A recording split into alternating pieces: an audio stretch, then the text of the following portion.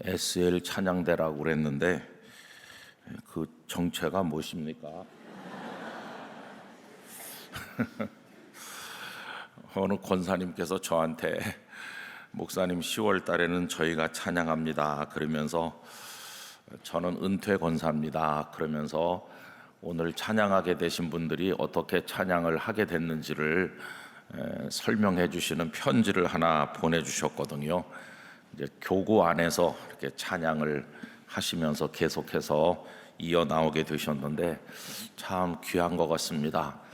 은퇴하신 선배 권사님들도 계시고 앞으로 은퇴할 후배 권사님들, 아직은 짱짱한 후배 권사님들도 계시고, 이렇게 해서 시편 121편 천지를 지으신 여호와께서 우리를 지켜주신다고 하는 아름다운 신앙 고백의 찬양을 하나님께 올려드렸습니다. 감사드리고요. 또 오늘도 여전히 변함없이 차량 안내해 주시는 분들, 오늘은 영락가족 특세인데 제가 밥 주나 그렇게 생각했거든요.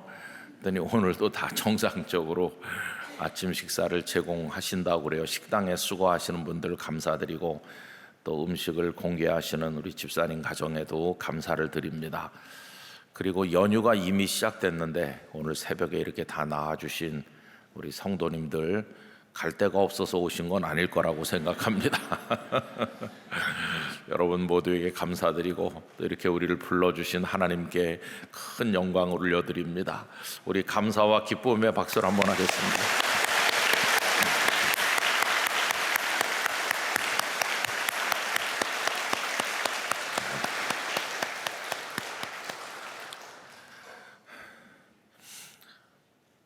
이 연휴를 바라보고 1년을 살았는데 이거 끝나면 뭘 바라보고 살지 누가 그러더라고요.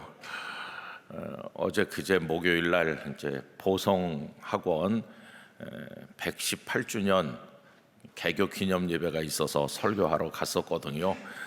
근데 학생들이 너무나 행복해 보였습니다. 왜 그러냐 하면 이제 그날 개교 그 기념 예배 끝나면 집에 가거든요.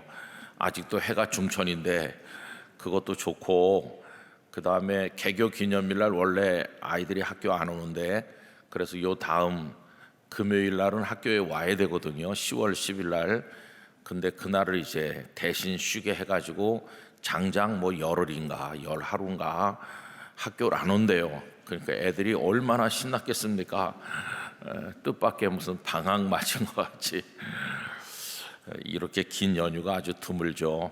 그래도 또 연휴에 너무 마음을 빼앗기면 삶의 리듬이 다 깨지니까 하나님 앞에 기도하고 말씀을 상고하고 지나길 바라고, 우리 교회는 새벽 기도회를 비롯해서 모든 모임이 다 정상적으로 하나님 앞에서 진행됩니다. 그렇게 생각하시고 예배와 기도에 참여해 주시기를 바라고요. 또 이 기간에 제2남선교회는 저 아프리카 탄자니아로, 또 우리 의료 선교부는 부룬디로 장거리 선교를 위해서 가셨어요. 그 연휴고 뭐고 다 반납하고 비행기를 뭐 굉장히 많이 타죠. 갈아타면서 어제 거기 동행하신 목사님께서 지금 아디스 아바바 공항에 내렸습니다. 3시간 후에 부룬디에 들어가는 비행기로 갈아탈 예정입니다. 이렇게 저한테 보고가 왔는데 그분들 참 귀하고, 청년들도 또 우리 중동부도 다 이렇게 출국을 했습니다. 여러분 가서 또 수고하는 분들도 많은 걸 생각하면서 열심히 기도로 응원해 주시고 어려운 일 없도록 그렇게 마음을 모아 주시면 감사하겠습니다. 이제 국화꽃이 피는 계절이 되었으니까 우리 학교 때부터 잘 알던 서정주 시인의 국화 옆에서 그 시를 읽으면서 오늘 새벽을 시작하려고 하는데요. 한 송이의 국화꽃을 피우기 위해 봄부터 소쩍새는 그렇게 울었나 보다. 한 송이의 국화꽃을 피우기 위해 천둥은 먹구름 속에서 또 그렇게 울었나 보다. 그립고 아쉬움에 가슴 조이던 먼 젊음의 뒤안길에서 인제는 돌아와 거울 앞에 선 내 누님같이 생긴 꽃이여, 노란 내 꽃잎이 피려고 간밤엔 무서리가 저리 내리고 내게는 잠도 오지 않았나 보다. 이렇게 되어 있는 너무나도 잘 아시는 국민시라고 불렸던 그런 시죠. 제가 말씀 산책 녹화를 미리 땡겨서 늘 해놓으니까 며칠 후에 여러분들이 받으실 그 영상에는 장석주 시인의 대추 한 알도 제가 읽어드렸습니다. 대추 한 알이 그렇게 있기까지 얼마나 많은 천둥치는 날이 있었고 얼마나 어려운 뙤약볕이 있었나, 그런 거를 다 통과해가지고 대추 한 알이 생겼다. 여러분, 우리가 인생의 열매를 맺으며 하나님 앞에서 영광 돌리고 살려면은 그냥 뭐 이렇게 잠깐 땀 몇 방울 흘려가지고 되는 것은 아닙니다. 한평생 긴 지난한 수고가, 헌신이, 눈물이 다 그 속에 담겨서 하나님의 은혜 가운데 뭔가 하나 이렇게 연그러지는 것이죠. 오늘 아침에 우리가 같이 읽은 이 말씀은 우리 오이코스 성경 읽기 순서에 따라서 정한 본문입니다. 예수님께서 십자가에 달리시는 그 과정에 우리가 깊이 생각하지 않고 지나가는 대목이 하나 있죠. 그것은 예수님께 포도주를 드렸는데 맛만 보시고 마시려고 하지 않으셨다 하는 내용입니다. 오늘 읽은 이제 본문이 그거죠. 그런데 참 놀랍게도 이 포도주와 관한 이야기가 마태, 마가, 누가, 요한복음에 모두 다 언급되어 있다는 겁니다. 물론 약간씩 그 내용과 상황이 달라요. 아마 그게 더 사실적인 것 같아요. 왜 그러냐 하면은 그때 그 경황이 없던 십자가 아래 상황, 여러분 십자가 아래 군중들은 모여서 소요를 일으킬 것처럼 소리를 지르고 있지요.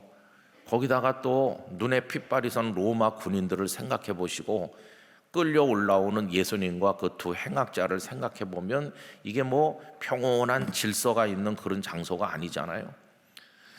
또 그 골고다라고 하는 곳은 견해가 여러 가지 있는데 그 지형이 해골같이 생겼기 때문에 골고다라고 부른다는 설로부터, 또 혹은 거기가 마치 우리나라 옛날 세남터 같은 처형장이어서 많은 사람들을 거기서 십자가에 못 박았고 그 시신들을 거기다 다 유기했기 때문에 그래서 곳곳에 인골들이 뒹굴고 있어서 그래서 그곳을 골고다라고 불렀다. 뭐 그런 설도 있고 여러 가지 검증되지 않은 그런 견해들이 있습니다만은 누구나 가기를 꺼리는 끔찍한 장소였던 것만은 틀림없습니다.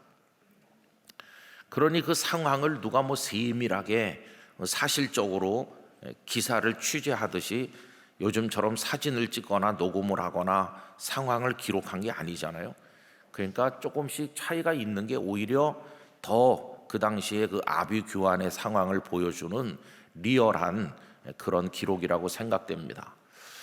조금씩 다르다는 건 이런 겁니다. 오늘 여기 마태복음에서는 쓸개 탄 포도주를 드린 걸로 나오고 마가복음에서는 모략을 탄 포도주 이렇게 나옵니다.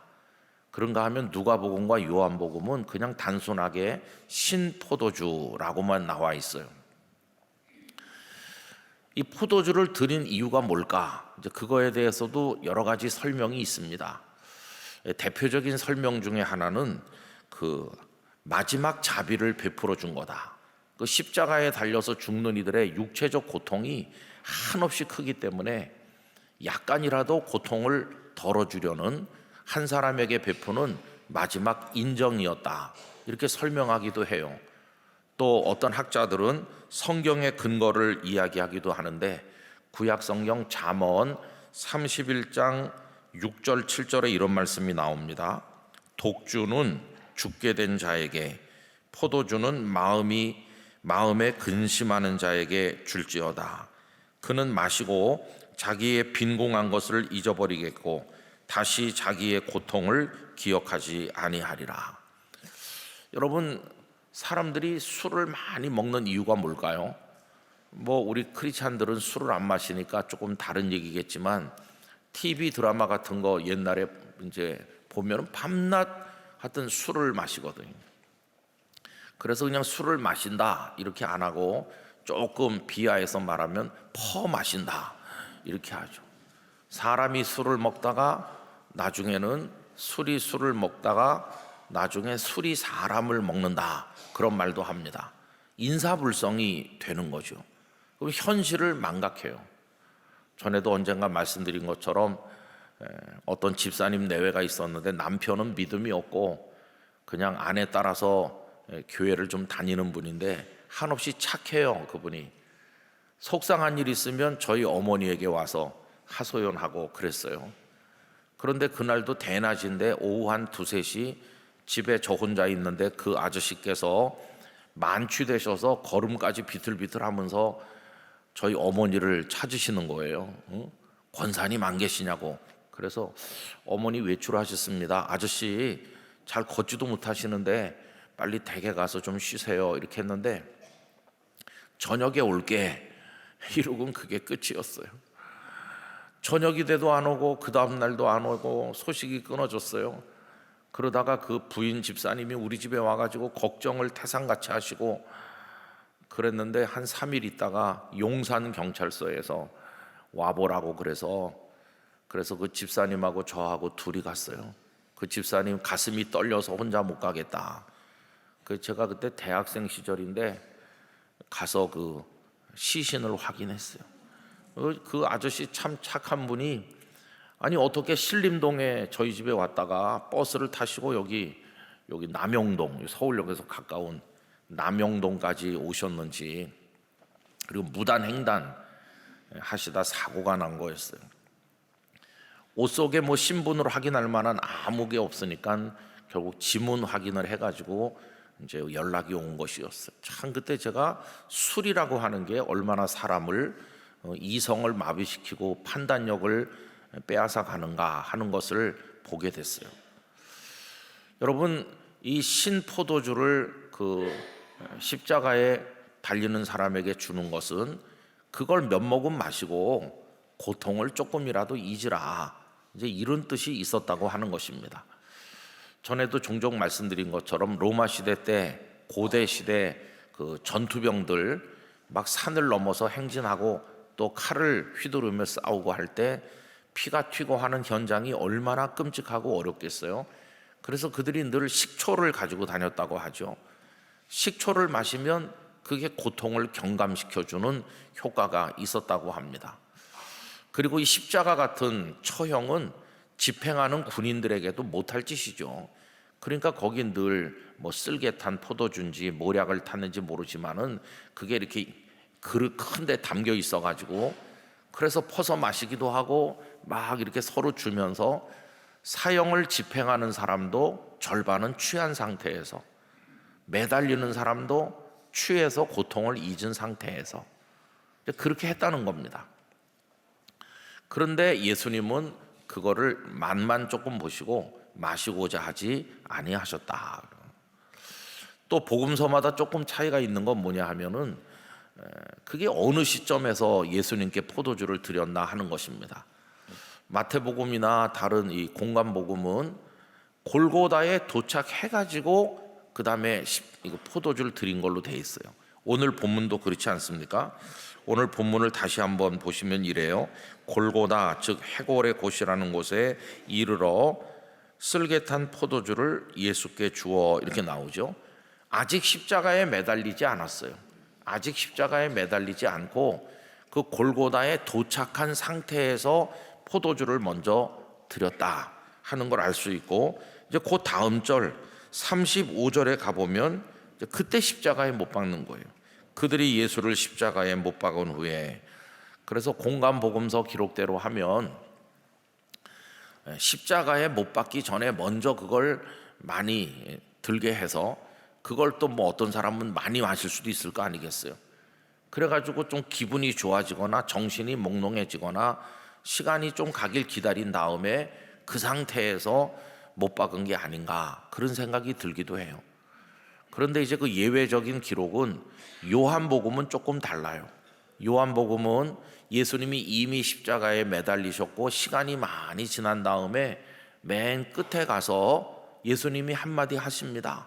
내가 목마르다 하니까 그때 이제 긴 장대 끝에다가 이렇게 우슬초를 해가지고 적셔서 이렇게 예수님께 올려드린 것처럼 돼 있어요.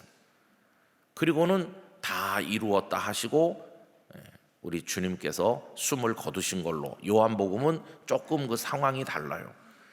그러나 이 복음서들을 다 종합적으로 보면 아마 십자가에 못 박기 전에 그 죄수에게 많이 그걸 마시고 싶은 대로 마지막 자비로 베풀지 않았을까. 그리고 또 매달린 이후에도 죄수가 요청하면 또 이렇게 하지 않았을까, 그렇게 생각합니다.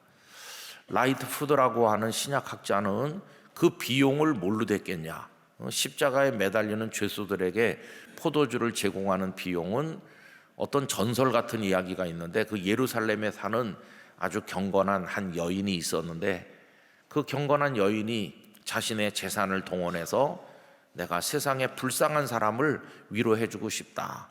그 중에 하나가 이제 십자가에 달려 죽는, 이 땅에 태어날 때는 고귀한 생명으로 태어났는데 그 인생의 내용이 제각기 다르겠지만 어쩌다 그 인생의 끝자락이 십자가에서 끝나는 인생이 됐는지 생각해보면 마음이 아프고 눈물이 나잖아요.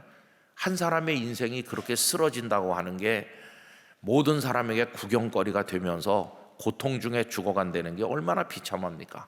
그래서 그 경건한 부인이 자신의 재산을 바쳐서 이걸로 죽어가는 죄수들에게 마지막 위로를 전해주시오, 이렇게 했다는 그 전설을 라이트푸드가 이제 소개하기도 하였어요. 어쨌든 이제 그런 상황에 오늘 본문이 있는 겁니다. 그런데 오늘 새벽에 우리가 이제 그 중에서 마음에 새기려고 하는 건 이겁니다. 왜 예수님은 그걸 좀 많이 드시지 않으셨을까? 왜 맛만 보시고 마시기를 거절하셨을까? 이게 참 가슴이 미어지게 만드는, 그리고 우리 삶을 어떻게 살아나가야 될까를 알려주는 교훈이 담겨 있다고 생각합니다. 왜 예수님은 그걸 드시려고 하지 않았을까? 어린애 같은 질문 해보면 맛이 없었나? 그건 철없는 질문이겠고요. 그 다음은 왜 마시려고 하지 않았을까 했을 때 어떤 주석가는 이렇게 얘기해요. 예수님께서 제자들과 다락방에서 만찬을 나누실 때 이런 말씀하셨죠. 그러나 너희에게 이르노니 내가 포도나무에서 난 것을 이제부터 내 아버지의 나라에서 새 것으로 너희와 함께 마시는 날까지 마시지 아니하리라 하시니라. 그 제자들과 이건 너희를 위해 흘리는 나의 피 곧 언약의 피다, 이렇게 나누시고 나서는 이제 내가 이 땅에서는 포도나무에서 난 걸 먹지 않는다. 하늘나라의 만찬 거기서 먹고 마시기 전에는 이 땅에서는 이 포도주 같은 거 더 이상 먹지 않는다. 이렇게 하신 말씀을 이루시기 위해서 십자가 달리기 직전에도 그걸 맛만 보시고는 거절하셨다. 이렇게 설명하기도 해요. 그러나 여러분, 가장 중요한 이유는 따로 있다고 생각합니다. 그게 뭐냐 하면 당신에게 주어진 그 고통의 잔을 한 방울도 남김없이 다 마시기 위해서, 고통의 잔을 다 마시기 위해서 아픔을 덜어주는 잔, 위로가 되는 잔, 마치 마취제와 같은 그 잔은 거절하셨다. 그게 예수님의 마음이라고 생각합니다. 여기 마시고자 하지 아니하셨다. 우크 에들렌이라고 하는 그 헬라어 글귀는요, 그냥 한번 싫다 이렇게 하신 게 아니라 병사들이 계속 권했는데 계속 거절하셨다, 그런 뜻이거든요. 그러니까 병사들은, 그 옆에 행악자들은 아마 벌컥벌컥 마셨을지도 몰라요. 그런데 예수님은 거절하시니까 계속 권했겠죠. 예수님은 계속 거절하셨다. 이거는 그냥 단순한 동작이 아니고 예수님의 의지가 담겨 있는 행위였다는 사실을 우리에게 알려주고 있다는 것입니다. 그거를 좀 드시면은 약간의 통증이라도 줄거나 못 느낄 수도 있을 것 같은데, 왜 주님은 그 온몸이 찢기고 부서지는 고통을 그냥 생생하게 끝까지 다 겪으려고 하셨을까? 그게 고난의 잔을 다 마시려고 하는 예수님의 마음이 담겨 있는 것이죠. 여러분, 이건 우리에게 어떤 열매가 되기 위해서는 쉽게 되는 건 없다는 것을 알려주고 있어요. 예수님은 십자가에 못 박히자마자 바로 내려오신 게 아닙니다. 퍼포먼스만 하신 게 아니에요. 숨이 끊어지실 때까지, 물 한 방울 피 한 방울 남김없이 다 쏟으실 때까지 그거를 꽉 차게 겪으신 것이 2% 모자라는 게 아니라 꽉 차게 채우셔서 다 이루었다고 하시니 우리 죄인을 위한 속죄의 샘이 열리게 된 것이, 마치 대추 한 알이 연글듯이 국화꽃이 피어나듯이 보혈의 능력이 우리에게 나타나기까지 주님은 그 고통을 다 받으신 것이, 조금이라도 그걸 가볍게 쉽게 덜어보려고 하는 노력을 하지 않으셨다 하는 것입니다. 여러분, 우리 기독교의 은혜는 가끔 오해될 때도 많아요. 은혜 그러면은 고통도 없이 그저 모든 게 저절로 아니면 쉽게 이렇게 되는 걸 은혜라고 이해해요. 그러다 보니까 이 기독교 복음이 무슨 값싼 마취제 같이 여겨질 때가 있어요. 우리 아프면 뭐 마취약, 무슨 진통제 이런 거 하잖아요. 열이 나고 통증이 있으면 무슨 뭐 먹어라 이렇게. 그런데 이 복음의 은혜라고 하는 거는 인생을 살아가는데 우리의 이성도 우리의 판단도 우리의 노력도 다 둔화시키는, 그냥 저절로 쉽게 넘어가게 만드는 그런 게 아니거든요. 은혜야말로 가장 맑은 정신으로 깨달아야 되는 것이고, 또 우리로 하여금 주님의 고난에도 참여하게 하려 하신다 그랬으니까 우리도 그 주님의 고난에 참여해서 우리 몫의 태인, 우리에게 주어진 고난의 잔을 마셔야 되는 거지, 그냥 은혜 그러면서 그런 게 전혀 없는 차원으로 살아가려고 하는 것은 이 복음을 너무 싸구려로 만드는 것이다 하는 것을 알 수 있습니다. 그래서 여러분, 이런 얘기들 많이 하잖아요. 돈 주는 엄마랑 도시락 주는 엄마가 다르다. 옛날에, 지금 뭐 다 학교 급식하니까 그렇지만은 옛날에 어떤 엄마는 집에서 밥을 직접 해서 반찬을 만들어서 도시락을 싸줍니다. 보온 도시락 싸주든지 뭐 어떻게 하든지 정성껏 싸줍니다. 그런데 어떤 엄마는 돈 줍니다. 매점 가서 빵 사 먹어. 그러면 애들은 뭘 더 좋아할까요? 돈 주는 엄마가 더 좋죠, 그죠? 매점 가서 먹고 싶은 거 사 먹을 수 있으니까. 그런데 이 철없는 녀석은 배를 채우는 걸 사 먹어야 되는데 입을 즐겁게 하는 걸 사 먹거든요. 아이스크림 사 먹고 영양가는 하나도 없는 거, 그런 걸로 돈 다 쓰고, 그렇게 계속 지나면 이 애는 좀 부실해질 것입니다. 엄마 도시락을 먹는 애는 튼실한 아이가 되겠죠. 엄마 도시락은 그게 밥이 아니고 사랑이거든요. 사랑 먹고 크는 애하고 돈 주고 빵 사 먹는 애하고 다를 거 아니겠어요? 그 어머니는 매일같이 그렇게 하는 거예요. 옛날에 5남매 7남매 낳으셔서 새벽 일찍 일어나서 그 도시락 여러 개 싸가지고 다 그렇게 하셨잖아요. 그게 어머니로서의 수고의 분량을 채우는 겁니다. 어머니 도시락을 그 여러 해 먹어야 사람이 되는 거죠. 그 도시락 속에는 말 없는 메시지가 담겨 있는 거죠. 나 너 사랑한다. 좋은 사람 되라. 훌륭한 인물 되라. 엄마같이 고생하지 말고 세상을 위해 좀 공헌하는 사람 되라. 엄마는 학교도 못 가봤는데 너는 잘 배워야 된다. 널 위해서라면 이 엄마는 죽을 수도 있어. 뭐 그런 모든 메시지가 그 도시락 10명 거기 담겨 있는 거예요.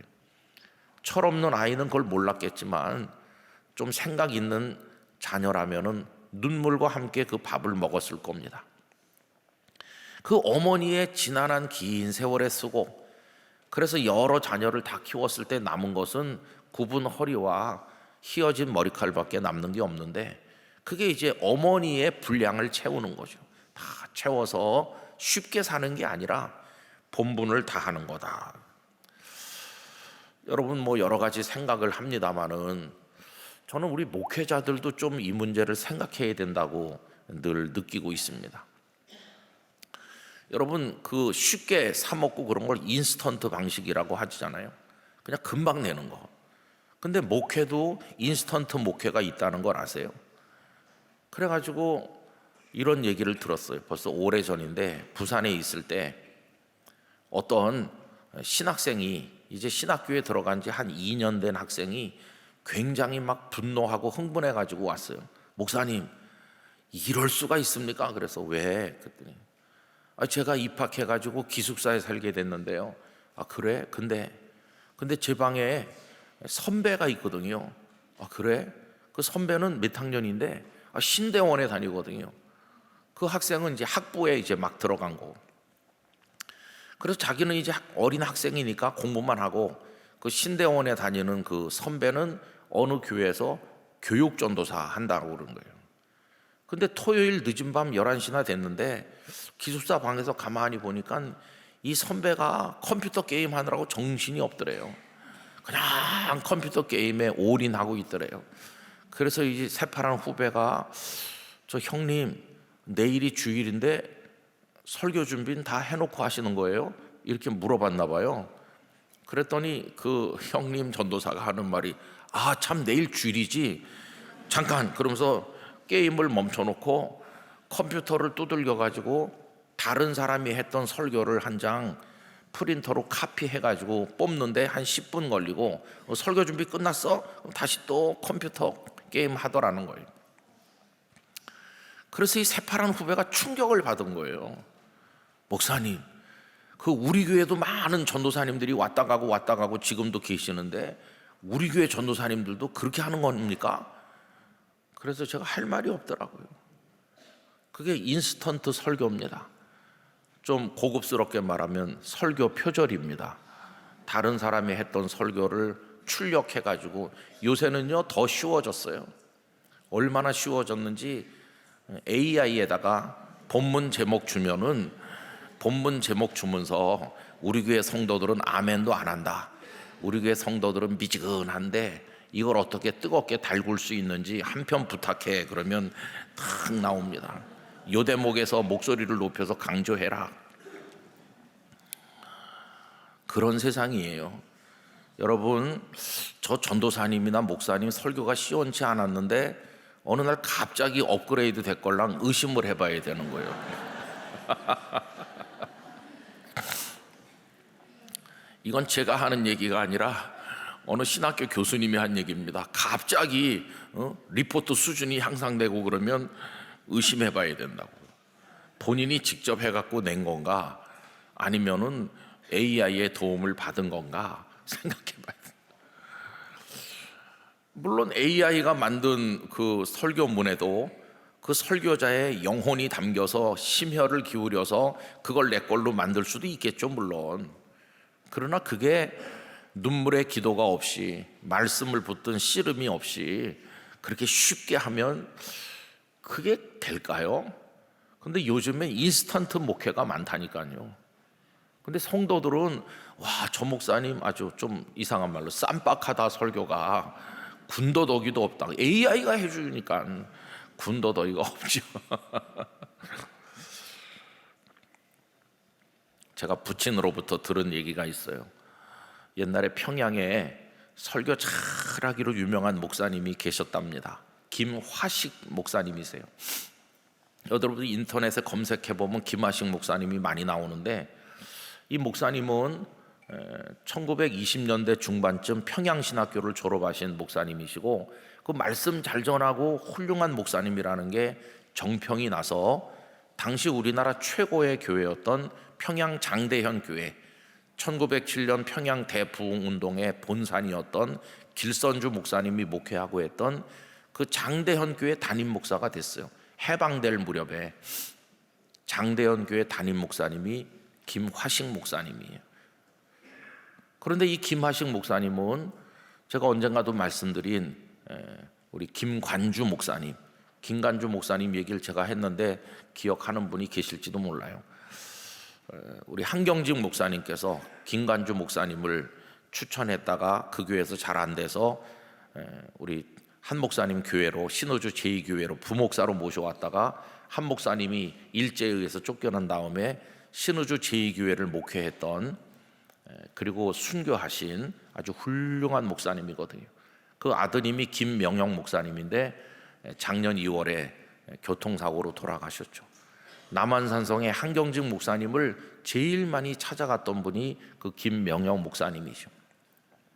그 김관주 목사님 유명한 분인데 이 김화식 목사님하고 김관주 목사님이 아주 가까워요.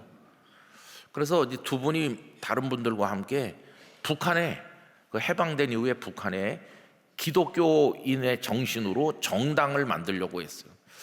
그게 기독교 민주당인지 기독교 자유당인지 한번 확인해 봐야 되겠는데, 그래서 하다가 김일성이 그냥 놔두겠어요. 그래갖고 이분들을 다 감옥에 이렇게 한 거예요.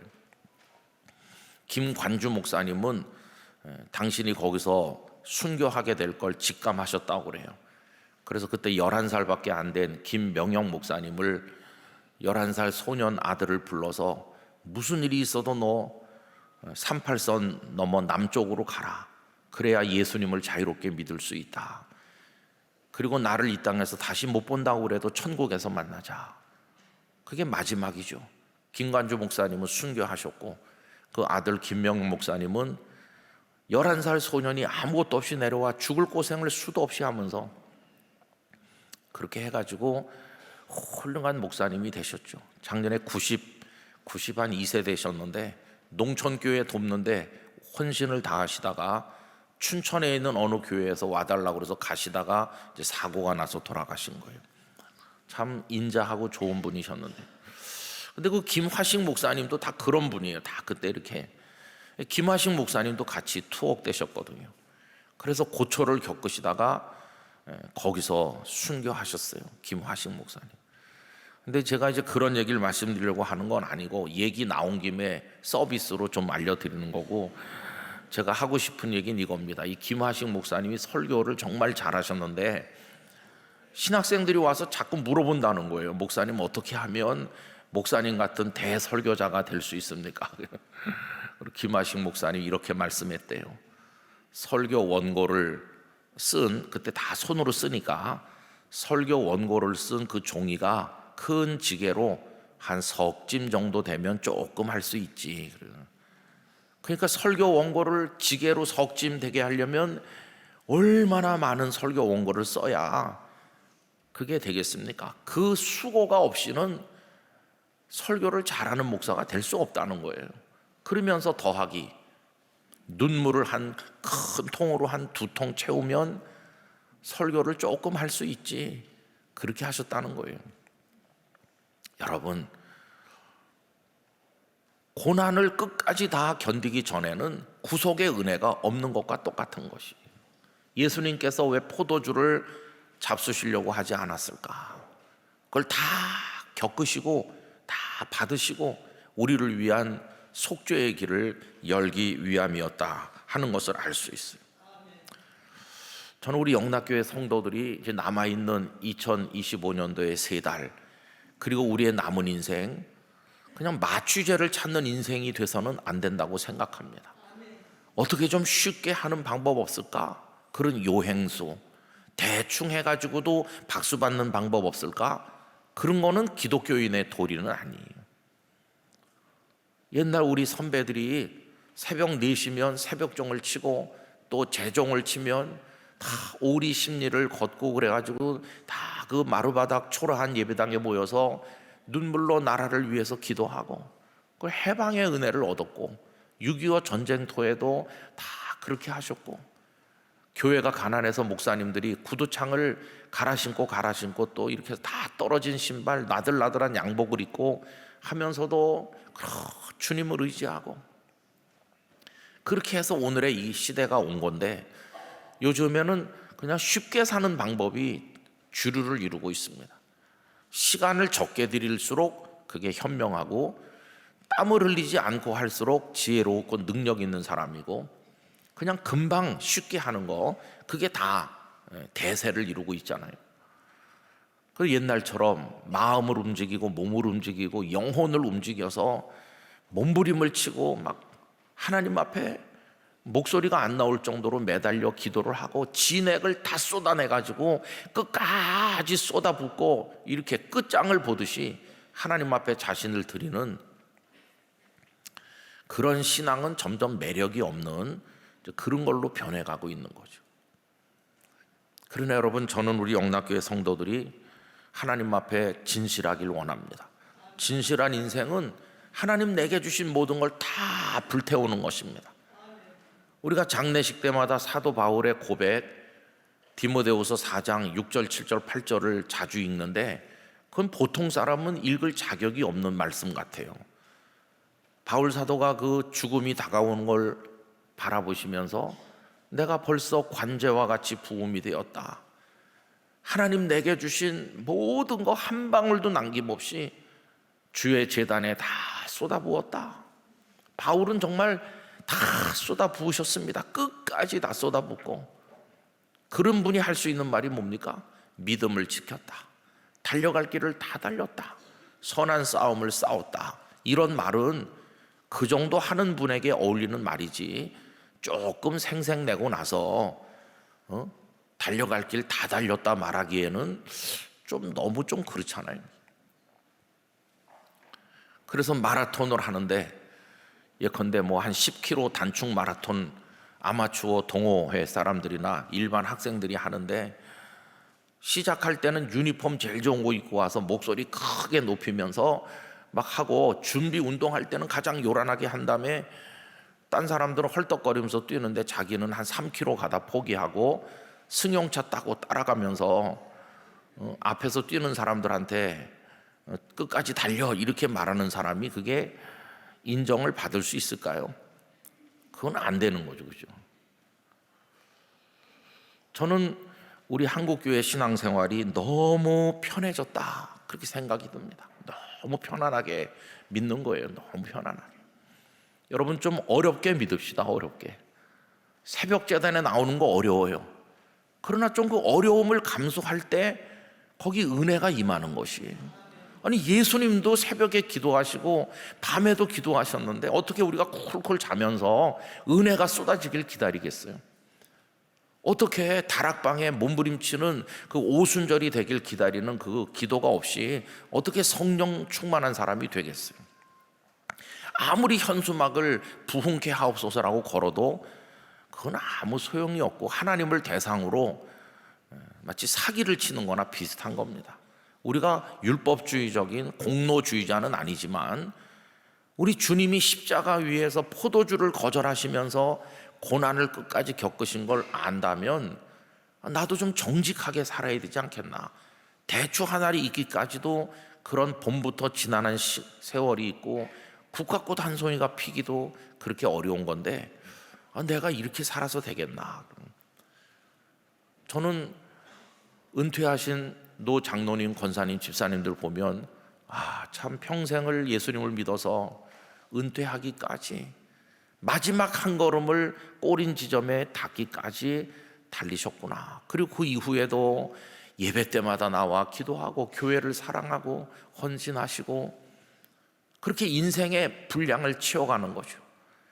요양병원에 혹은 또 뭐 중환자실에 입원해 계시면서도 하나님이 마지막 호흡을 거두시기 직전까지도 주님을 찬송하는 마음으로 이게 마지막까지 채우는 거예요.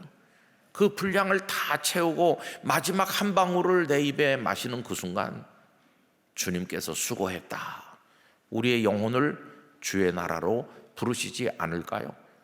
그래서 여러분, 그런 삶을 우리가 살아나가야 되는 거죠. 저도 이제 말씀 산책을 이제 준비해서 찍으면서 1189장인데 그거를 마지막까지 중단 없이 잘 찍는 그 마음이 이런 마음과 비슷해요. 하다가 그냥 11기 하루 끝내자 이렇게 안 하고 끝까지 다 이렇게 잘 못하지만 하여튼 끝까지가 중요하거든요. 여러분, 예배를 위한 준비, 내일도 예배인데 그냥 아무 준비 없이 허둥대다가 시간 다 됐네 그러면서 성경책이 어딨지? 예 엄마 성경책 못 봤냐? 그래가지고 엄마 그냥 가, 화면에 띄워주는데 그냥 가 그렇게 막 달려와가지고 보니 벌써 예배가 시작되기 직전이고, 땀 흘리면서 달려오면요 그 다음 반드시 오는 현상이 눈꺼풀이 무거워지는 겁니다. 그런 예배하고 전날부터 다 준비해가지고 내일은 내 하나님을 찬송하는 날이다. 똑같은 1시간의 예배인 것 같지만 쏟아붓는 진액의 양이 다르잖아요. 그렇게 해가지고 하나님을 송축할 때 하나님 하늘문을 열어주시지 않을 리가 없죠. 위로받을 사람에게 위로, 치유받을 사람에게 치유, 용기가 필요한 이에게 용기, 하나님 각자에게 맞춤 은혜를 주실 때 예배당 문을 나설 때는 할렐루야 찬송하면서 나가야 되는 거 아니겠습니까? 여러분, 뭘 하든지, 내가 안내위원을 하든 재직부서에서 봉사를 하든 찬양대원을 하든 교회학교 교사를 하든 그런 거죠. 제가 이제 설교를 이렇게 해보면요, 저는 그런 걸 많이 느껴요. 야, 이 설교 준비를 100이라고 하면은 한 70밖에 안 됐다. 한 30은 채워지지 않은 거예요. 어떤 때는 좀 많이 기도하고 노력하면 한 90까지 채워졌나? 그게 제 마음속에 저의 것이 되고 제 가슴으로 그걸 느끼고 감동받고 그 100을 어떻게 채울 수 있는지. 그래서 하나님, 제가 100까지 채워진 설교를 성도들에게 해보고 은퇴하게 해주세요. 근데 그게 늘 모자라는 거죠. 아직도 멀었어. 늘 그렇죠 뭐. 그냥 그래도 하여튼 우리는 예수님을 따라서. 여러분, 사단은 우리에게 포도주를 자꾸 들이밉니다. 이거 먹어, 이거 마시면 쉽게 되는 거야. 고통 없이 신앙생활 할 수 있어. 아, 고난을 왜 겪어? 편하게 믿어, 편하게. 사탄은 계속 포도주 잔을 우리한테 들이밀어요.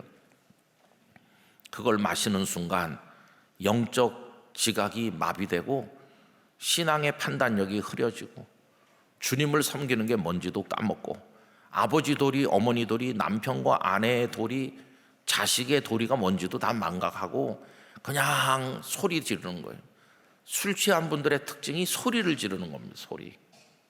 그러나 정신이 맑은 이들은 자기를 들여다보면서 소리 없는 흐느낌을 주님 앞에 올리는 거예요. 소리 지르지 않아요. 그러나 그 속에 진짜가 들어있는 거죠. 진짜. 아, 하나님을 믿는 건 그런 거다. 하나님을 섬기는 건 그런 거다. 우리 주님은 십자가를 이렇게 지시는 어려운 사랑을 우리에게 쏟아 부으셨는데 나는 너무나 쉬운 인스턴트 사랑을, 싸구려 사랑을 주님 앞에 올리는구나. 내 인생도 그렇게 싸구려 인생으로 장식하는구나 생각하니까 너무나 우리 살아가는 방식이 제 마음에 걸리는 거예요.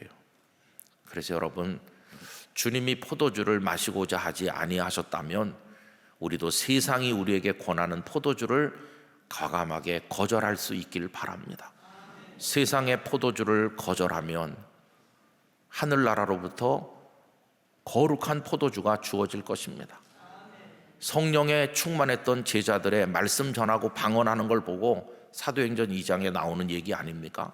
사람들이 새술에 취했다 이렇게 말했는데 세상 사람들은 모르는 하늘의 새술이죠. 성령의 충만함이죠. 포도주를 마셔서 고통을 잊는 게 아니라 성령의 능력으로 고통을 이기는 거죠. 그게 진짜인 거죠. 성령의 능력으로 세상을 이기는 거죠. 세상 사람들은 모르는 하늘의 거룩한 기쁨이 거룩한 마취제가 돼서 통증을 이기도록 우리를 도와주는 거죠. 하나님의 영에 충만한 우리 영락교회 성도들 되시기를 바라는 것입니다. 오늘 집에 돌아가시면 글쎄 설교가 좀 복잡한 것 같은데 딴 건 모르겠고 포도주를 마시지 말라고 하더라. 그렇게 생각하실지도 모르겠어요. 어쨌든 우리 주님을 진실하게 마음을 다해서 끝까지 수고를 다해 우리의 이 육체를 우상처럼 위하지 말고 하나님 앞에 우리 본분을 다하고 다른 사람들이 답답하게 믿는다고 비난을 하더라도 우리는 우직하게 주님 가신 뒤를 따라가는 진짜 성도가 될 수 있기를 간절히 바랍니다. 그렇게 자녀를 사랑하고 부모님을 존중하고 직장에서도 그런 마음으로 일을 하고 성실하게 살고 내 생에 이거 마지막까지 불태워 주님께 드리겠습니다. 그런 마음으로 살면 하나님께서 기뻐하실 것입니다.